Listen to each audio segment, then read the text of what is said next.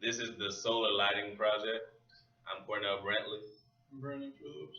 Ken Gerber. Jordan Kennedy. Basically, for the solar lighting, we just wanted to come up with a design that would charge batteries during the day with the solar panel. And then at night, once the darkness is detected, it would basically have the LEDs turn on and the solar panel wouldn't be using any unnecessary voltage. And the best way to set up this system, we figured, was to have the minimum amount of voltage that could be drawn by the solar panel during the daytime. So we modeled it at the lowest voltage that would be beneficial to the circuit and actually run the LEDs at night. Alright, so basically the theory behind our circuit design is that we start with our solar panel right here, and our particular solar panel is rated at a max of 5 watts, and then at 5 watts you can only get up to 17 volts out of it. And this is all listed on the back of the solar panel. You have the open circuit voltage, which is 21.6 volts. The short circuit current is 0.34 amps, and then the operating current is 0.29 amps for that. And then next up in the circuit is probably the battery right here, which is the nickel cadmium, and it doesn't have a C rating on it, but the 900 milliamp hours listed on the battery would be the C rating. And basically over here is a unloaded model of a battery, so your positive and your negative here, and so it's just a internal resistor basically in the battery, and then the 1.2 volts, which is the volts for each cell. And so we ended up having 10 1.2 volt cells put together to make the 12 volts we needed to run our circuit. And then right here, this 1M4001 diode would be pretty much to keep the current from flowing back in towards the solar panel, and the solar panel's operating. And these instrumentation resistors here were used to take measurements for our current and our voltage when we were getting measurements. Okay, and about those instrumentation resistors, we have 3 of them inside the circuit. Those 3 main points that we were worried about, current and voltage, was the current and the voltage coming into the circuit, the current and voltage after the diode that was going into the emitter, and the current and voltage that was coming out of the collector base of the transistor. So how this PNP transistor works, it's a 2N3906 transistor, and it's pointing in. So whenever the solar panel voltage was higher than the voltage that the battery had at that moment, then it would not close and the voltage would go and charge the battery. But whenever the battery voltage was higher than the solar panel voltage, i.e. at nighttime when the solar panel won't be putting out any voltage, then the LEDs or the load of the circuit will come on.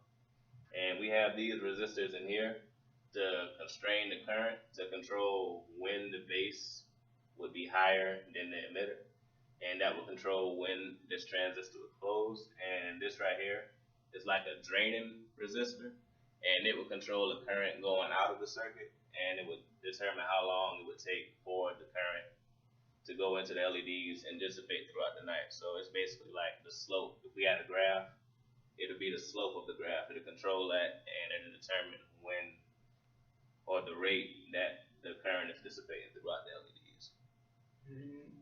And to the resistor you see here, the optimal resistor, that also basically, like you say, controls the switching. So whatever this value is, just the 1K ohm, it would be for if it's not getting much sunlight outside. Would be you could use a lower one, but if you knew you were going to be in a setting for the max voltage, which would be 12 volts of sunlight, we calculated it to be around 5K ohm resistor, and we used a 4.7K ohm because that's what we had available at the time, and it would make not much of a difference, but that basically gave us the best saturation point for the transistor to open and close.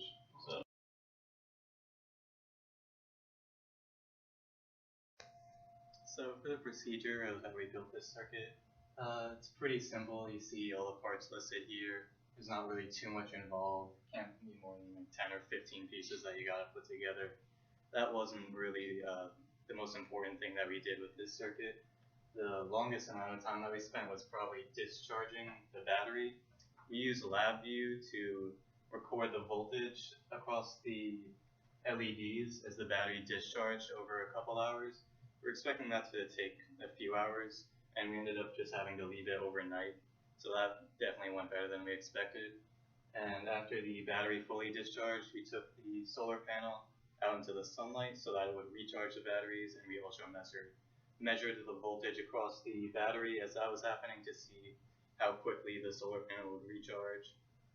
And then after all that, we measured the current across the resistor up here just to see how that would work out through the whole circuit.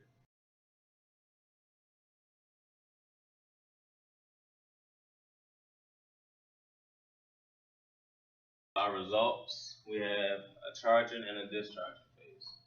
We showed the charging and discharging of our batteries through graph, and both of these graphs represent the voltage across the battery at the time of charging or discharging. So our axis, the y-axis is voltage, and that's in volts, and it ranges from 0 to 12 volts.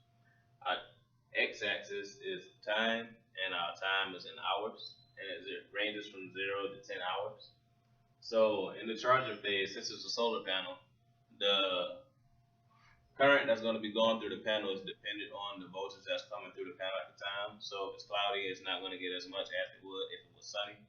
So the charging slope, which is the current, is going to fluctuate at times, and the capacity that the battery can hold is 900 milliamps, and that's the C rating of 900 milliamp hours. So all that is going to be maxed out right here at 12 volts, along with the capacity of the battery. So in the discharging phase, from that 900 milliamp hours, our goal was to try to get like a rate of 90 milliamp hours, so that it'll discharge constantly at that rate, and we'll get up to 10 hours out of the batteries. So in our discharging phase, the current was constant because there was no fluctuation. It didn't depend on the sunlight or the shade that might be cast upon the solar panel, because it was just the discharging of the batteries through the LEDs that we were powering at nighttime. So the current through the LEDs at that time that was coming from the battery source was constant at the time. So ranging from the 12 volts, it took about 10 hours with